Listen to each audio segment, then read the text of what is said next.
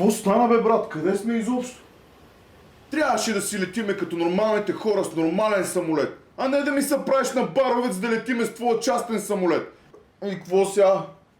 И какво сега? И какво сега? Кой е онва там на земята? Прилича на шише.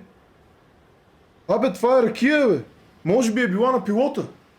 Така ли? На пилота ли е била? Това обяснява всичко. Я дай насам това шише. И какво ще правим сега? Какво ще правим? Какво ще правим? Ще пием докато някой дойде да ни спаси. Ай, на здраве! Не съм знала да си таква с кукавица. Айде, на здраве!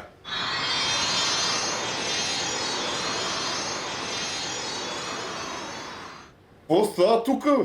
Аз съм ракиения дух и ще ви изпълня по едно желание. Какво желаете? Ами аз искам да се прибера вкъщи. Готово.